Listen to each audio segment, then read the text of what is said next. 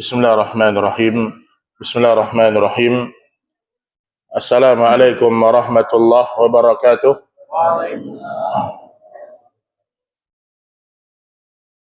Innal hamdalillah nahmaduhu wa nasta'inuhu wa nastaghfiruh wa natubu ilaih wa na'udzu billahi min shururi anfusina wa sayyiati a'malina.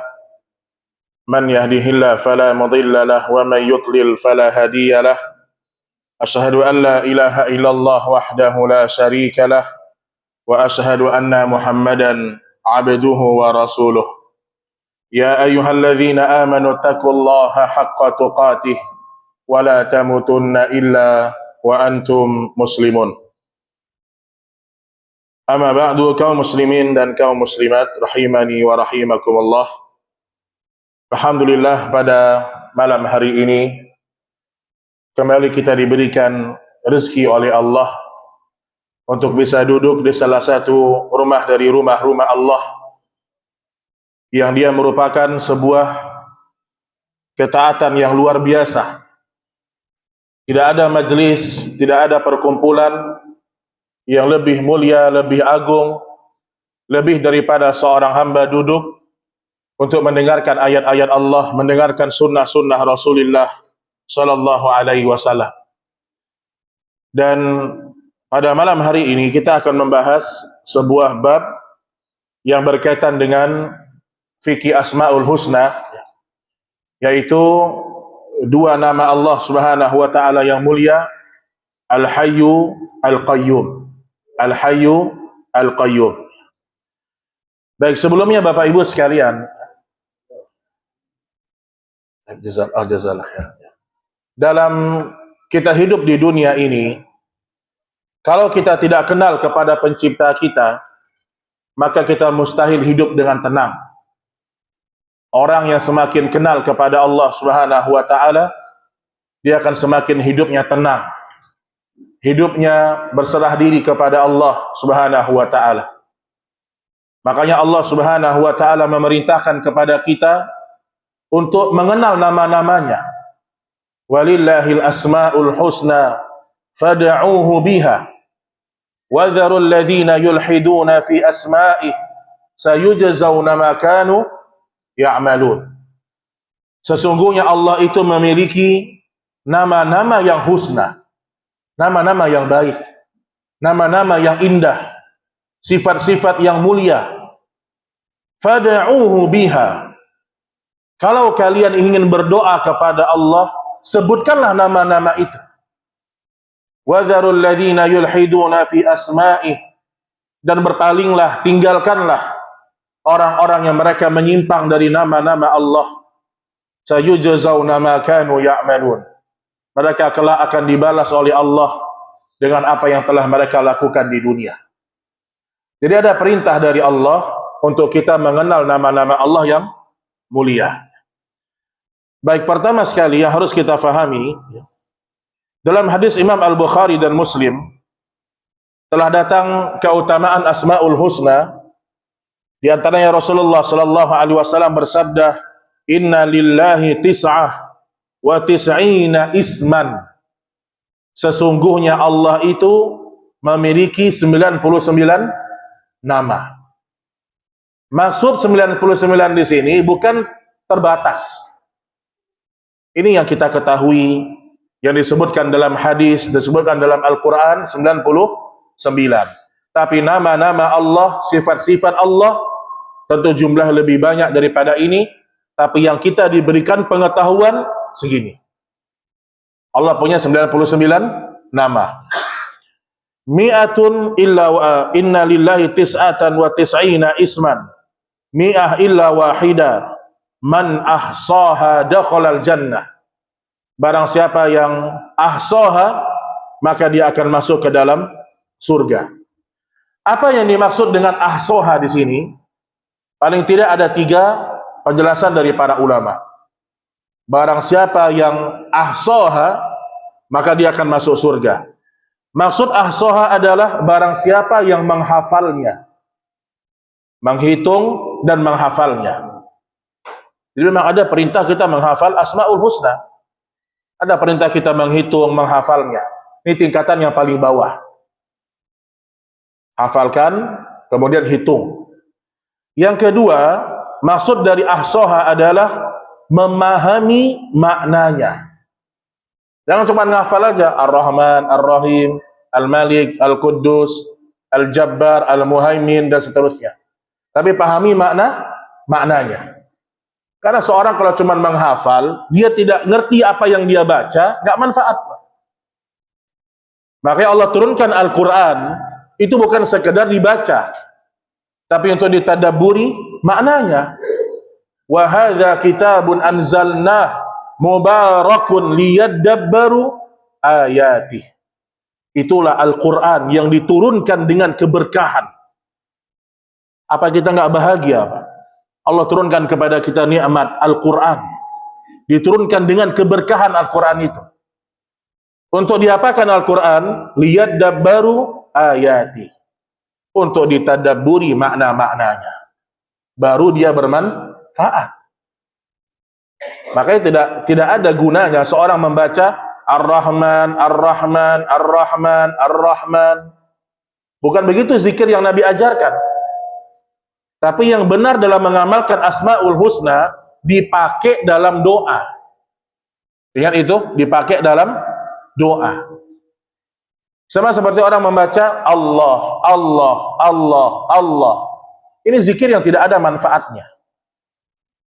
Karena zikir yang Nabi ajarkan semuanya berisi makna. Allahu Akbar apa artinya? Allah Maha Besar.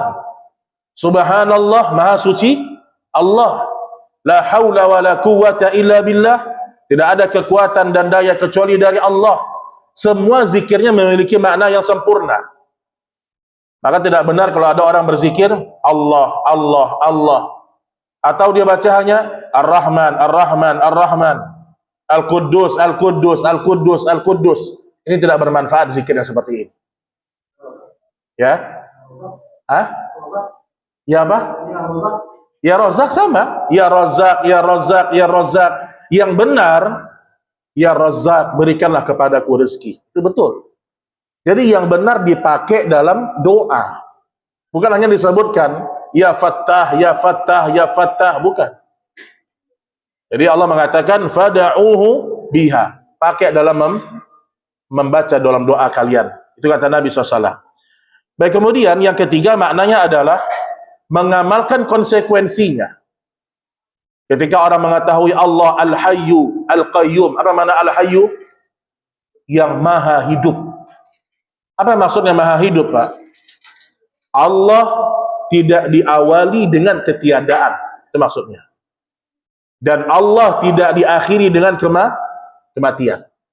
Saya ulangi. Al-Hayyu maksudnya apa? Allah tidak diawali, tidak dimulai dengan ketiadaan, dan tidak diakhiri dengan kematian. Jadi tidak ada masa di mana Allah tidak ada. Paham nggak maksudnya? Ini kalimatnya agak-agak susah memang. Tidak ada masa di mana Allah tidak ada. Karena Allah itu, dia azali. Apa itu azali? Dia dimulai dengan tidak ketiadaan. Dia sudah ada, dia sudah ada. Gitu. Bukan dengan pemahaman sebagian orang. Ada yang mengatakan Allah itu menciptakan dirinya sendiri. Ini tidak benar. Ada yang mengatakan Allah ciptakan dirinya sendiri, kemudian dia ciptakan para makhluk. Jadi yang benar adalah Allah dimulai dari ketiadaan. Apa kalimatnya? Susah kalau bahasa Indonesia ini susah, Pak. Jadi Allah itu tidak dimulai dengan ketiadaan. Nah, itu yang benar. Ya. Allah tidak dimulai dengan ketiadaan. Adapun Al-Qayyum, apa maksudnya? Yang terus-menerus mengurus makhluk-makhluknya. Kita akan bahas dua nama yang mulia ini, karena dua nama ini ternyata memiliki dampak yang sangat luar biasa dalam hidup kita. Jadi ada tiga makna dari ahsoha, menghafal, memahami, dan mengamalkan konsekuensinya. Baik jemaah sekalian, rahimani wa rahimakumullah. Kalimat Al-Hayyu Al-Qayyum itu datang dalam beberapa ayat bergandengan di dalam tiga ayat, ya. Dalam tiga ayat. Di antaranya firman Allah, Allahu la ilaha illa huwal hayyul Qayyum. Dialah Allah, tidak ada ilah selainnya. Al-Hayyu Al-Qayyum, yang maha hidup, yang selalu mengurus hamba-hambanya. Nah, sekarang saya ingin sebutkan apa ini maksud dengan Allah maha hidup. Pertama, Bapak Ibu, kita harus tahu masing-masing makhluk itu ada kehidupan. Masing-masing makhluk itu ada kehidupan. Adapun Allah, dia sebagai Khalik, kehidupannya sempurna. Kehidupan Allah itu sempurna. Nah, kita coba bahas dulu kehidupan makhluk dulu. Makhluk siapa aja jemaah? Pertama, kehidupan jin. Jin punya kehidupan atau tidak? Punya kehidupan. Jin ada yang muslim, ada yang kafir. Bahkan jin disebutkan dalam satu hadis, dia ada yang masuk surga, ada yang masuk neraka. Ada jin laki-laki, ada jin perempuan. Ada jin pemalas, ada jin yang rajin. Ada jin yang sudah ngaji sunnah, ada yang belum, juga mungkin. Jadi jin itu sama seperti manusia. Dan dia dibebani syariat. Wa ma khalaqatul jinna wal insa illa liya'budun. Dan kita tidak diperintahkan untuk mendalami alam jin, enggak ada. Ustaz, boleh nggak nikah sama jin, Ustaz? Nggak perlu. Artinya tidak ada perintah kita untuk mendalami alam jin. Itu satu. Tapi jin memiliki kehidupan. Apalagi yang kedua, kehidupan apa lagi? Para malaikat. Jadi kehidupan para makhluk dan kehidupan para malaikat. Malaikat punya kehidupan sendiri juga. Dan malaikat itu adalah makhluk Allah yang ada di atas langit. Dia penghuni langit. Malaikat Allah sebutkan yusabbihuna al-laila wan nahar. Yusabbihuna bil-laili wan nahar la yafturun. Dalam sebagian ayat la yas'amun. Malaikat-malaikat itu tidak pernah futur, tidak pernah bosan beribadah. Mereka bertasbih kepada Allah di malam dan di siang hari. Itu malaikat itu. Kehidupannya seperti itu. Ada yang semenjak diciptakan dia sujud terus sampai hari kiamat. Ada yang semenjak diciptakan dia bertawaf di Baitul Ma'mur. Jadi malaikat punya alam kehidupan sendiri juga. Kehidupan siapa lagi? Kehidupan manusia. Ini kehidupan kita yang penuh dengan kesedihan, ya atau tidak? Kehidupan manusia ini juga disebutkan dalam dan kita ini hidup. Kita makan, kita minum, kita beraktivitas. Dan kehidupan manusia itu paling lama atau antara 60 sampai 70 kalau kehidupan di dunia. Ada lagi satu lagi apa? Kehidupan apa lagi coba? Malaikat sudah. Nah, kehidupan hewan. Allah mengatakan wa ma min dabbatin fil ardi illa 'ala Allahi rizquha. Tidak ada satupun makhluk melata, binatang di muka bumi ini kecuali Allah telah jamin rezekinya kepada dia. Wa ka'ayyin min dabbatin la tahmilu rizqaha Allah yarzuquha wa iyyakum. Kata Allah, betapa banyak makhluk-makhluk yang tidak bisa mengurus rezekinya. Allah yang mengurus rezekinya. Allah berikan rezeki kepada hewan dan juga kepada kalian. Antum bayangkan, ada hewan-hewan dia nggak bisa ngurus rezekinya, Pak. Tapi Allah yang mengurus rezekinya hewan-hewan tersebut. Makanya Allah mengatakan yarzuquha wa iyyakum. Hewan saja kami urus, apalagi kalian sebagai manusia. Nah, hewan sudah, malaikat sudah, jin sudah, manusia. Ada satu lagi. Apa satu lagi? Tumbuhan atau yang disebut dengan benda mati. Nah, ini menarik ini. Benda mati juga memiliki kehidupan sendiri. Yang kehidupan mereka terkadang ditampakkan oleh Allah kepada manusia sebagai hikmah. Tapi mayoritasnya disembunyikan oleh Allah. Apa dalilnya? Makhluk, apa dalilnya benda mati itu hidup, punya kehidupan, Pak? Apa dalilnya? Naam. Peristiwa di masa Nabi banyak. Pertama peristiwa, kata Nabi SAW, inni la a'lamu, aku sangat tahu ada satu batu sebelum aku diutus menjadi seorang rasul, batu itu memberikan salam kepadaku. Batu kasih salam sama Nabi. Berarti batu itu ada kehidupan, Pak. Cuman ada yang Allah sembunyikan dan terkadang Allah tampakkan kepada manusia. Apalagi kisah di mana Nabi Musa ketika mandi di sungai, antum pernah baca itu? Kemudian bajunya diambil sama siapa? Sama batu. Sampai batu itu lari dikejar sama Nabi Musa alaihi salam. Yang benar aja loh Ustaz, batu masa lari Ustaz? Nah, ini iman ini Pak.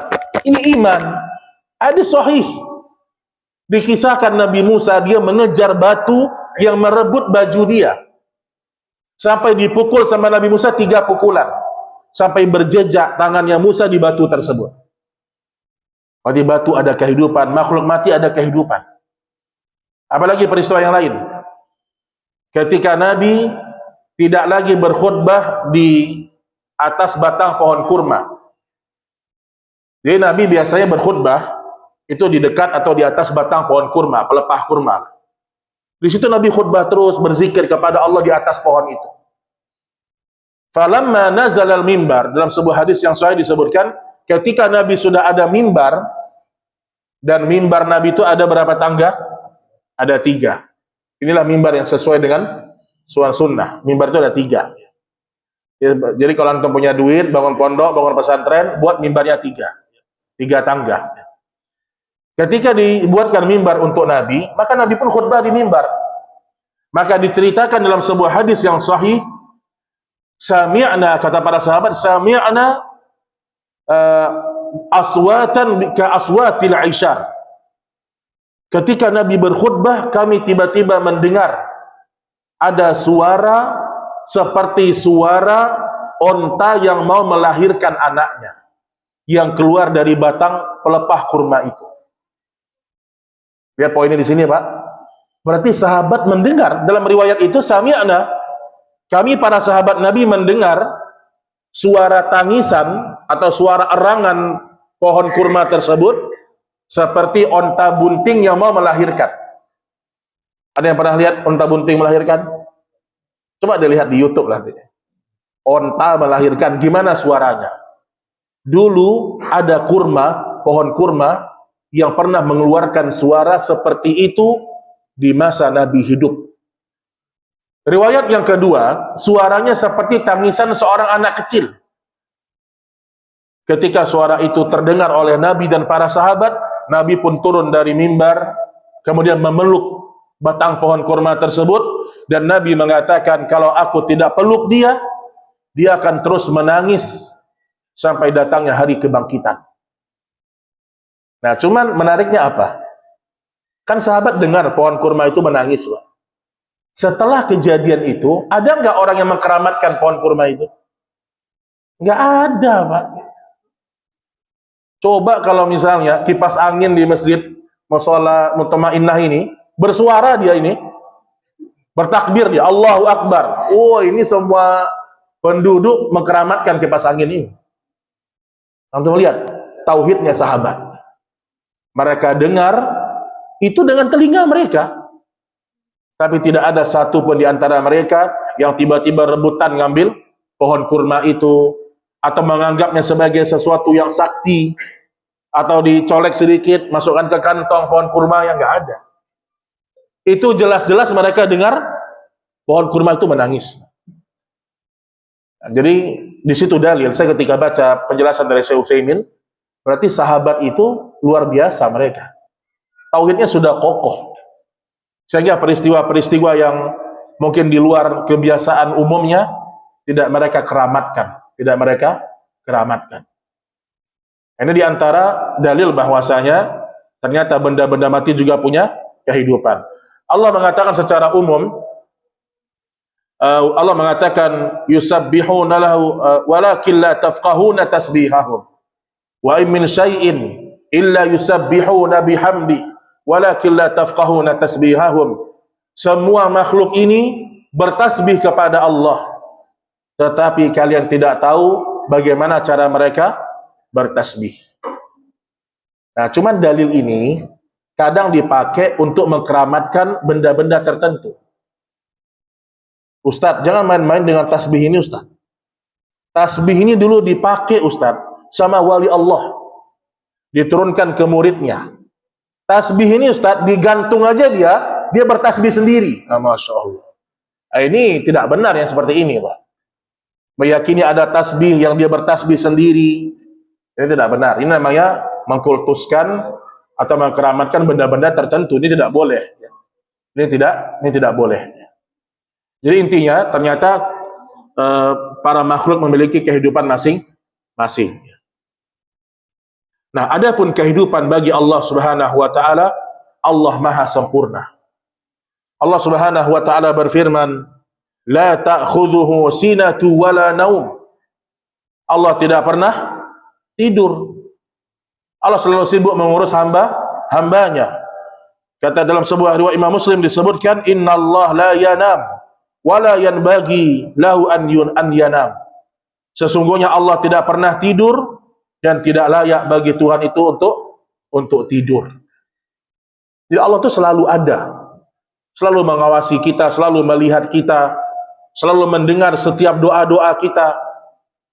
Maka kita belajar dari kalimat Al-Hayyu ini, jangan pernah seorang mengatakan, Allah tidak peduli sama saya, Allah tidak tahu dengan kehidupan saya, Allah membiarkan saya, jangan.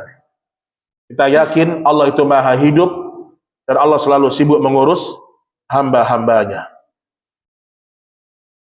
Baik, kemudian jemaah sekalian rahimani wa rahimakumullah. Adapun yang dimaksud dengan Al-Qayyum itu adalah zat yang terus-menerus mengurus makhluk-makhluknya tanpa membutuhkan siapapun dan apapun. Jadi Allah mengurus kita tanpa membutuhkan pertolongan siapapun. Allah sebutkan dalam surah Ar-Ra'd ayat ke-33, "Afaman huwa qa'imun ala kulli nafsin bima kasabat." Kata Syekh Abdurrahman An-Nasir As-Sa'di ketika menafsirkan ayat ini, Allah mengurus setiap jiwa, rezekinya, amalnya, ajalnya, saqiyun am sa'idun, balasannya sengsara atau bahagia. Jadi kita ini diurus sama Allah secara detil, Pak. Allah urus masing-masing hamba secara detil. Adapun makhluk ketika mengurus sesama makhluk tidak pernah sedetil Allah. Antum menjadi bos, sebanyak apapun karyawan antum butuh orang lain untuk mengurus karyawan-karyawan itu. Tapi Allah dengan keagungannya, dengan sejumlah makhluk di langit dan di bumi, semua Allah urus secara detil masing-masing. Jadi dengan kita meyakini Allah mengurus makhluk-makhluknya, kita merasa tidak ditelantarkan sama Allah. Yang kita merasa, kok Allah nggak dengar doa saya? Saya sudah minta, kok Allah nggak kasih permohonan saya? Yakinlah Allah memberikan segala sesuatu kepada makhluknya, itu sesuai dengan ilmu dan kesempurnaannya Allah Subhanahu wa ta'ala. Contoh misalnya, ya, dalam surat Hud ayat ke-6, Allah mengatakan, "Wa ma min dabbatin fil ardi illa 'ala Allahi rizquha." Allah Subhanahu wa taala mengatakan tidak ada satupun makhluk melata di muka bumi ini kecuali Allah telah jamin rezekinya. Kata Imam Ibnu Katsir rahimahullah, Allah menjamin rezeki seluruh makhluk, baik yang beriman atau yang kafir. Baik yang beriman atau yang kafir. Makanya sebagian mazhab ateis, ya, pemahaman ateis itu ada beraneka ragam. Ada pemahaman ateis itu dia meyakini secara total Tuhan tidak ada. Ini pemahaman mayoritas mereka. Ateis meyakini Tuhan tidak ada. Dan pemahaman ateis ini Bapak Ibu, ini pemahaman yang keluar dari fitrah, Pak. Antum kalau tanya sama Abu Jahal, tapi nggak pernah jumpa ya. Seandainya kita tanya sama Abu Jahal, "Wahai Abu Jahal, siapa yang menciptakan langit dan bumi?" Dia ngomong apa, Pak? Allah, dia bilang. Kita kalau tanya sama Abu Jahal dan teman-temannya, Al-Walid bin Mughirah, kita tanya juga, semua mereka mengatakan apa? Allah yang memberikan rezeki, Allah yang menciptakan langit dan bumi. Wa ma yudabbirul amr, siapa yang mengatur semua ini? Fasayaqulunallah, mereka akan mengatakan itu adalah Allah. Berarti ateis ini pemahaman yang baru muncul belakangan. Tadinya manusia percaya ada Allah, tapi mereka melakukan syirik. Adapun manusia yang lebih parah daripada ini meyakini tidak adanya Tuhan. Ini pemahaman yang ateis. Ada pemahaman ateis yang kedua, Pak. Mereka meyakini adanya Tuhan. Jadi Tuhan ada, tapi setelah Tuhan menciptakan semuanya, maka Tuhan pun bunuh diri. Bahlul atau tidak? Ini Tuhan apa yang bunuh diri? Ini pemahaman ateis, Pak. Ini pemahaman yang kedua. Tuhan bunuh diri setelah dia menciptakan semuanya. Pemahaman yang ketiga, ada sebagian yang mengatakan Tuhan menciptakan segalanya, tapi setelah itu Tuhan membiarkan makhluk-makhluknya untuk mengurus dirinya masing-masing. Kalau ahlu sunnah tidak, kita meyakini Allah menciptakan kita, Allah mengurus kita, mulai dari yang paling detil, yang paling kecil sampai yang paling besar. Maka Ibnu Sina salah seorang dokter, tapi dia memiliki pemahaman Syiah, ya, dikafirkan oleh Imam Al-Ghazali. Kenapa? Karena Ibnu Sina mengatakan Allah itu tidak mengurus makhluknya secara detil. Iya, Allah mengurus makhluknya, iya, tapi secara umum. Ditanyakan kepada dia, apakah Allah tahu kalau ada sapi yang mengeluarkan kotorannya? Allah tahu atau tidak? Kata Ibnu Sina, Allah tidak tahu. Apa subuhat dia? Allah tidak mengurus hal-hal yang receh, tapi Allah hanya tahu sesuatu yang global. Ini juga pemahaman yang sesat. Maka Imam Ghazali rahimahullah rahmatan wasi'ah, beliau kafirkan Ibnu Sina karena pemahaman Ibnu Sina yang seperti itu. Apalagi dia mencela para sahabat. Jadi jangan pada takut, rezeki kita sudah diatur sama Allah.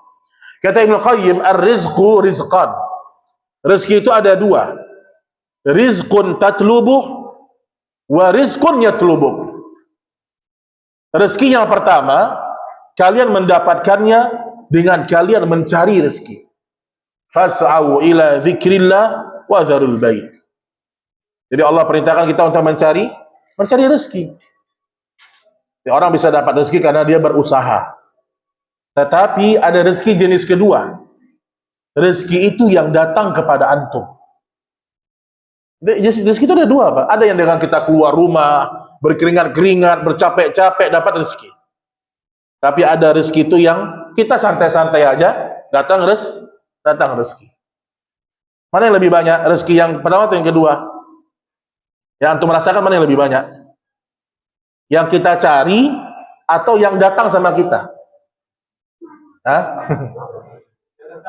Yang datang sama kita. Kata Ibnu Qayyim, sebenarnya kalau kita membahas rezeki secara mendetil, justru lebih banyak rezeki yang datang sama kita tanpa kita mencarinya.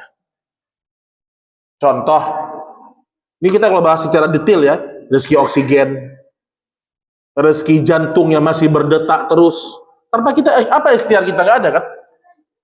Rezeki sehat, bangun tidur mata bisa melihat. Siapa di antara antum yang sebelum tidur tadi malam ngomong, ya Allah, mudah-mudahan besok pagi masih bisa melihat? Kan nggak ada kan? Kita sepede itu bangun pagi bisa melihat. Itu ada yang ngurus semua, Pak. Siapa yang ngomong sebelum dia tidur, ya Allah, mudah-mudahan besok pagi kaki saya bisa berjalan? Nggak ada kita minta sama Allah. Tapi karena Allah tahu kita butuh itu, Allah berikan semua kecukupan hamba-hambanya. Jadi kita jangan sampai tidak bersyukur kepada Allah Subhanahu wa taala. Makanya Nabi Nuh alaihi salam ketika di padang mahsyar, kan manusia datang kepada Adam untuk minta syafaat. Adam nggak bisa kasih. Kemudian Adam mengatakan, "Izhabu ila Nuh." Pergilah kalian kepada Nuh. Apa kata manusia di hadapan Nabi Nuh? Ya Nuh, innaka awwalur rusul. Engkau rasul pertama. Sammakallah abdan syakura. Allah menamakan engkau sebagai hamba yang bersyukur. Dikisahkan tentang Nabi Nuh, bagaimana Nabi Nuh itu bersyukur sama Allah. Hampir setiap aktivitas yang Nabi Nuh, dia selalu menyebut nama Allah. Contoh nih, Nabi Nuh dia kalau minum, dia selesai dia minum, dia mengatakan Alhamdulillah. Kalau Allah tidak berkehendak, aku tidak bisa minum. Begitu kebiasaan dia, Pak. Selesai makan dia bilang Alhamdulillah. Kalau Allah tidak beri aku makan, aku nggak bisa makan. Dapat dia memakai sendal, dia mengatakan Alhamdulillah. Kalau Allah tidak berkehendak, ya, kalau Allah tidak berkehendak, aku tidak bisa memakai sendal ini. Makanya doa-doa keseharian usahakan kita hafal, jemaah. Doa pakai baju, apa doanya? Apa doa pakai baju? Alhamdulillahilladzi, bismillah aja loh, lama kali ini. Ada doanya, Pak. Doa habis makan apa? Alhamdulillahilladzi at'amani hadza wa razaqani min ghairi haulin minni wala quwwah. Segala puji bagi Allah yang telah memberikan ta'am ini kepadaku, makan ini kepadaku. Apa kata Nabi? Wa razaqani min ghairi haulin minni wala quwwah. Yang aku sebenarnya nggak bisa ngurusin ini. Aku nggak punya kekuatan untuk memakan ini. Itulah sebabnya kenapa kita nggak boleh mencela makanan, nggak boleh. Tidak boleh kita cela makanan karena itu rezeki dari Allah kepada kita. Sebagai kata Imam An-Nawawi, orang yang mengatakan panas kali, asam kali, kok pahit kali nasinya, misalnya. Protes dengan makanan, itu termasuk mencela makanan. Ya, itu kalau dimasakin istri, dalam hati, emang tidak enak rasanya misalnya. Udah, antum gak usah cela makanan. Inistahahu akalah, wa illam yastahi tarakah. Nabi itu kalau dia suka, dia makan. Kalau dia nggak suka, dia tinggalkan. Nah, jadi ini penting jemaah sekalian, yakinlah rezeki dari Allah Subhanahu wa taala. Kemudian juga Allah menjaga langit dan bumi. Ingat, langit dan bumi ini masih ada sekarang karena masih ada orang-orang yang mentauhidkan Allah. Akan datang masa di mana Allah hancurkan langit dan bumi ini karena tidak ada satu orang pun yang menyebut nama Allah lagi.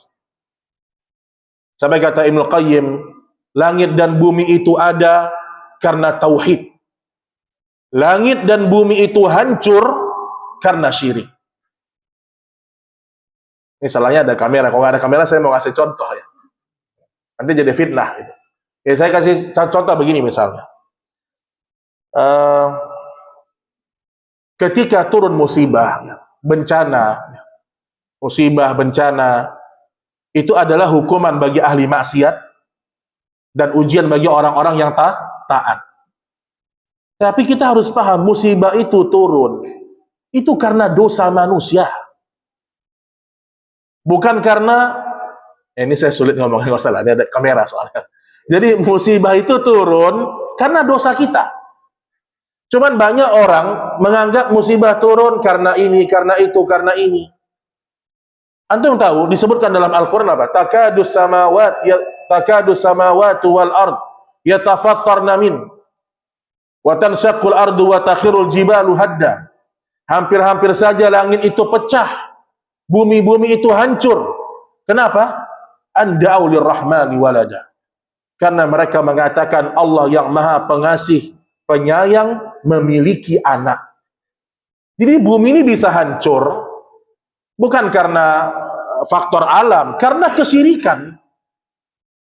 Antum melihat semua kaum yang Allah binasakan itu karena syirik. Contoh kaum Nabi Nuh. Karena apa? Syirik, datang banjir besar. Kemudian kaum Nabi Lut. Orang bilang, Ustaz, bukannya Nabi Lut itu kaumnya homoseksual? Betul. Tapi kaum Nabi Lut juga melakukan syirik. Kadzabat qaum Lutinil mursalin. Kaum Lut telah mendustakan para rasul. Mendustakan para rasul berarti kufur. Jadi musibah itu turun, kita harus bermuhasabah diri, itu karena ada maksiat yang kita lakukan kepada Allah Subhanahu wa ta'ala. Ya, maka kita berdoa semoga kalau saudara kita di Aceh, di Sumatera, ya, yang mereka diuji oleh Allah, semoga mereka diberikan kesabaran. Tapi kita harus ingat, musibah itu turun karena dosa-dosa manusia. Karena dosa-dosa manusia. Terlalu sombong kita kalau mengatakan itu hanya proses alam.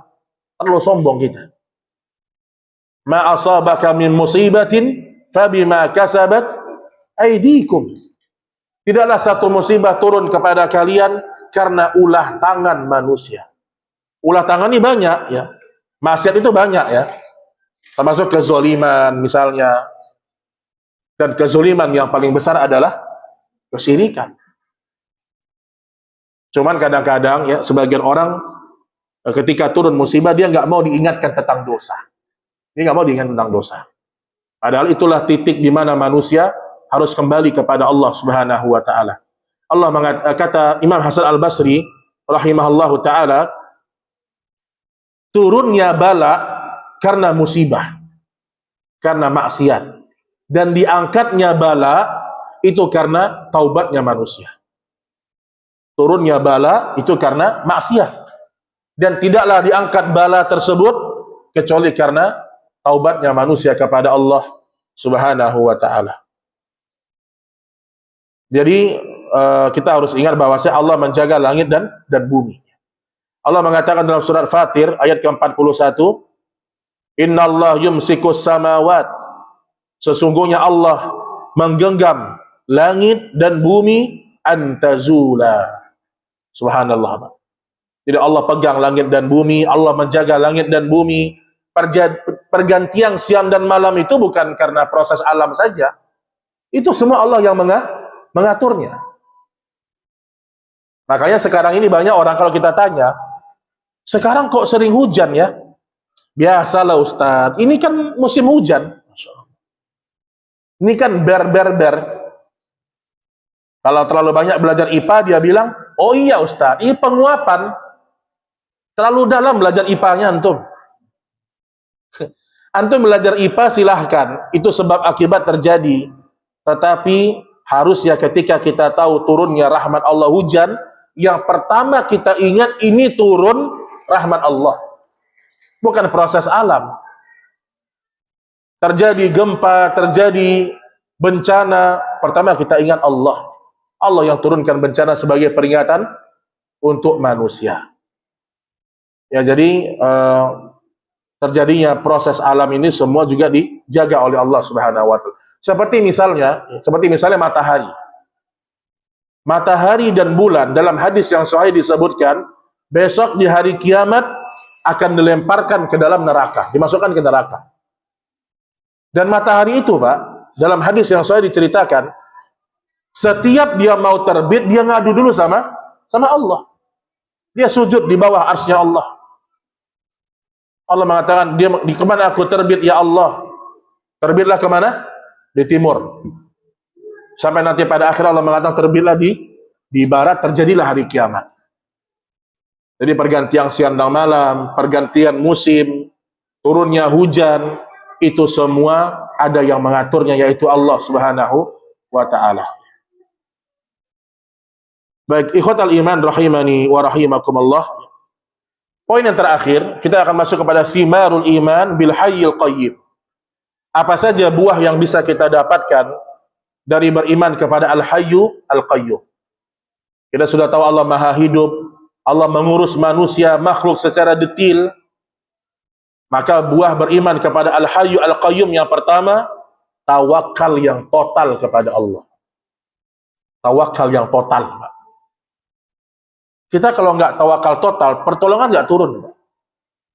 Ibrahim ketika dilempar ke dalam api, tawakalnya total sama Allah. Bukti totalnya apa? Dia tolak tawarannya malaikat. Kata Ibrahim, amma minka fala, ya wahai para malaikat, kalau karena bantuanmu aku tidak minta. Aku hanya cukup Allah Subhanahu wa taala. Tawakal total. Kita punya hutang banyak permasalahan dalam hidup. Jangan pernah terbesit sedikit pun berharap kepada manusia, jangan. Makanya Islam itu agama yang melarang kita merendahkan diri di hadapan manusia. Minta-minta maksudnya, nggak boleh. Kita kalau butuh sesuatu minta sama Allah. Nanti Allah akan gerakkan hati manusia mendatangi kita. Itu kata para ulama. Sampai disebutkan, kalau sendal kalian putus, minta sama Allah. Sampai perkara-perkara garam minta sama Allah. Sampai Allah mengatakan dalam hadis kursi, ya ibadi kullukum arin illa man kasautuh fastagsuni aksukum. Wahai hamba-hambaku, sesungguhnya semua kalian itu telanjang, tidak bisa membeli pakaian.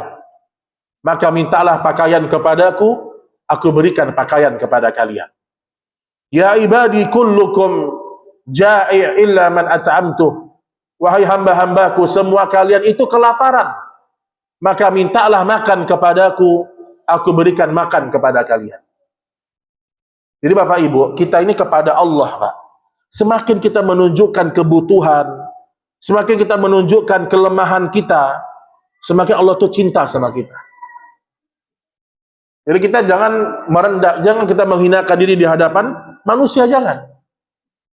Ini yang pertama, tawakal secara total. Allah mengatakan, "Wa may yatawakkal 'ala Allah fahuwa hasbuh."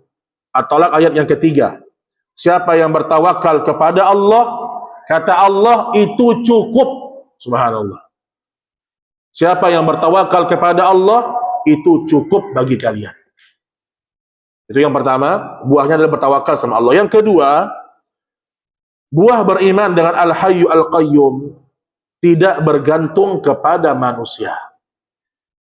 Jangan berharap ada orang bantu kita, jangan berharap ada orang nolong kita, tapi berharaplah Allah yang nolong kita. Makanya Allah Subhanahu wa taala berfirman dalam surah Fatir ayat ke-15, "Ya ayyuhan nas, antumul fuqara ila Allah." Wahai sekalian manusia, kalian itu semuanya, semua kita, Pak. Tidak terkecuali para nabi dan para rasul, semuanya. Kalian itu fakir kepada Allah. Kalau antara kita dengan kita, mungkin kita tahu ini orang kaya, oh ini orang kaya raya, itu antara manusia dengan manusia. Tapi dengan ilmunya Allah, semua kita fakir.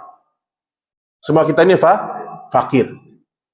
Makanya ngapain kita minta sama orang yang fakir? Ngapain kita berharap kepada orang yang fakir? Ngapain kita ngeluh, berkeluh kesah kepada teman kita yang sebenarnya dia juga fakir? Makanya kita ini, Pak, jangan tunjukkan kebutuhan kita kepada makhluk, jangan. Itu bukan berarti sombong, bukan. Tapi kita tunjukkan kebutuhan kita kepada Allah. Sampai saya terngiang-ngiang ya, sampai sekarang tentang kalimat dari Ustadz Yazid rahimahullah, antum dengan istri antum masih bisa makan nasi pakai kecap, maka bersyukurlah sama Allah. Jangan minta-minta sama orang. Jadi kita jangan tunjukkan kesusahan kita sama orang. Antum lihat Nabi Yakub, apa dia berkeluh kesah sama orang? Enggak.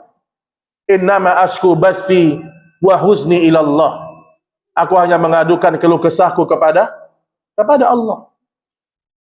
Jadi kadang-kadang ada orang, dia nggak menunjukkan keluh kesah, tapi kodenya kuat. Nah, ini payah nih, Pak. Kodenya kuat. Gimana akhi, sekarang dagangnya? Ya, alhamdulillah lah. Alhamdulillah lah itu kayak nggak ikhlas gitu loh. Alhamdulillah lah. Atau kalau ngomong alhamdulillah, benar-benar alhamdulillah. Jangan alhamdulillah di lisan, di hati, nggak merasa bersyukur sama Allah. Sampai saya ingat, Ustadz Yazid ngasih contoh. Kalau ada seorang Ustadz ditanya, Ustadz gimana kabar antum? Ya, alhamdulillah sehat. Tapi anak-anak sedang sakit. Ini termasuk mengeluh kepada makhluk. Itu buah dari beliau belajar tauhid itu, Pak. Kita kalau nggak mampu kayak gitu, jangan kita bilang itu salah. Saya ulangi, sebagian orang, oh masa segitunya?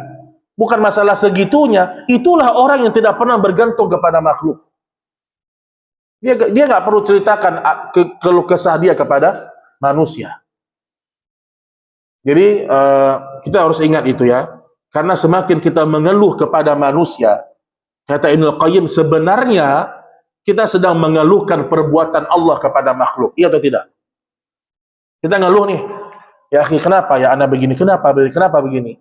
Itu tanpa kita sadar, kita mengeluhkan keputusan Allah kepada kita. Padahal keputusan Allah, keputusan yang paling lembut, paling penyayang, paling terbaik. Jadi kurang-kurangi curhat sama orang, kurang-kurangi. Apalagi curhat di status, Masya Allah. Ibu-ibu biasanya, ibu-ibu nggak? Curhat di status, doa di status, ngapain bu? Supaya dikasihani sama orang. Orang juga nggak bisa bantu kita. Semua manusia ini fakir semua manusia. Jadi antum tidak akan merasakan manisnya iman sampai antum menganggap seluruh makhluk itu lemah. Yang kuat hanyalah Allah Subhanahu wa ta'ala. Itulah kekuatan tauhid yang harus kita miliki. Itu yang kedua. Yang ketiga, buah dari beriman kepada Al-Hayyu Al-Qayyum, kita bangkit dari putus asa.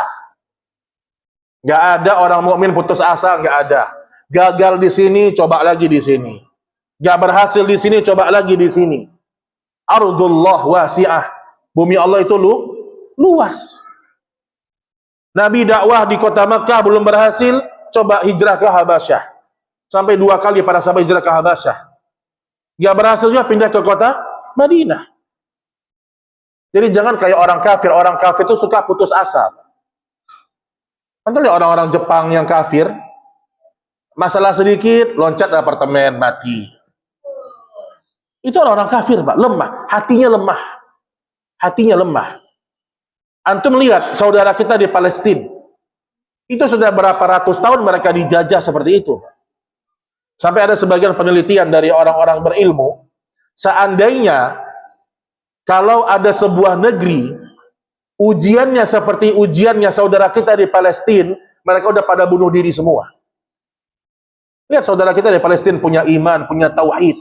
Mereka bertahan, Pak. Coba kalau itu menimpa orang kafir, udah bunuh diri semua mereka. Itulah iman namanya. Dan seorang mukmin tidak mengenal yang namanya jalan buntu, tidak ada. Wa man yattaqillah yaj'al lahu makhraja. Ustaz kayaknya udah nggak bisa, nah Ustaz. Apa nggak bisa? Udah buntu.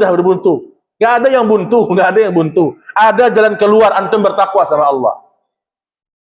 Besok nih mungkin ada permasalahan yang belum selesai. Ustaz, kalau besok saya nggak selesai, nggak ada jalan buntu. Minta sama Allah.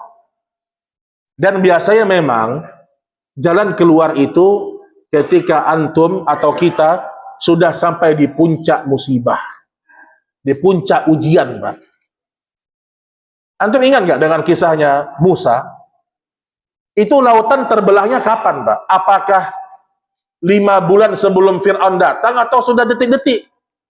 Sudah detik-detik dari dekatnya Fir'aun membunuh Musa. Itu sudah di puncak ujian. Tapi Allah tahu hatinya Musa, tawakalnya besar. Allah bukakan jalan keluar untuk dia. Lihat Ibrahim. Ibrahim sabar sampai pada puncak ujian. Udah dilempar ke dalam api, baru api menjadi dingin. Jadi kalau kita diuji, kok belum datang pertolongan Allah, Ustaz? Antum belum di puncak. Belum di puncak ini. Belum. Sabar. Kok rasanya udah ya? Belum di puncak. Kalau di puncak, antum pasti ditolong sama Allah. Percayalah itu. Yang penting kita tawakal sama Allah. Ya, jadi kadang-kadang orang dia tidak sabar untuk mendapatkan pertolongan Allah. Azan, Pak? Belum ya? Kabari kalau udah ya. Baik, kemudian yang keempat, ya, di antara buah beriman kepada Al-Hayyu Al-Qayyum, seorang akan berdoa dengan doa yang terbaik di saat genting. Di saat genting, dia berdoa dengan doa yang terbaik. Ya Hayyu Ya Qayyum, birahmatika astaghits. Baik, setelah azan kita lanjutkan sedikit. Wassallallahu ala nabiyina Muhammad, walhamdulillahi rabbil alamin.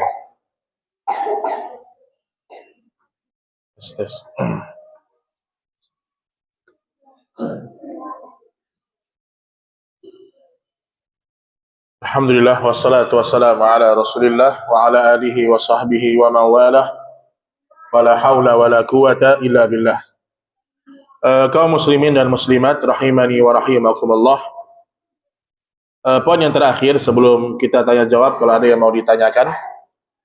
Dalam hadis yang hasan riwayat Imam Tirmizi, Rasulullah sallallahu alaihi wasallam terbiasa dalam kondisi-kondisi yang genting beliau memakai dua nama Allah yang mulia ini.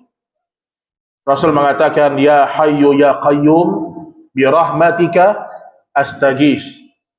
Ya hayyu ya qayyum bi rahmatik astaghits. Wahai zat yang maha hidup, wahai yang maha mengurus hamba-hambanya, dengan rahmatmu bantulah aku, tolonglah aku. Istighatsah itu adalah pertolongan di saat genting. Nah, saking agungnya dua nama ini, Nabi menggunakan dua nama Allah yang mulia ini ketika berdoa di saat-saat genting. Itulah beda istighatsah dengan isti'anah. Kalau isti'anah secara umum pertolongan. Kalau istighatsah itu pertolongan di saat-saat genting kita minta sama Allah tabaraka wa taala. Baik jemaah sekalian, ini mungkin ya beberapa poin yang bisa kita sampaikan berkaitan dengan Al-Hayyu Al-Qayyum. Mudah-mudahan kita termasuk hamba-hamba Allah yang selalu meyakini Allah selalu hidup dan Allah selalu mengurus hamba-hambanya secara detail, sehingga tidak ada rasa khawatir, rasa takut yang berlebihan selama kita mentaati Allah Subhanahu wa taala. Baik, sebelum saya akhiri, kalau ada pertanyaan dipersilakan jemaah sekalian. Ya, silakan Pak. Waalaikumsalam.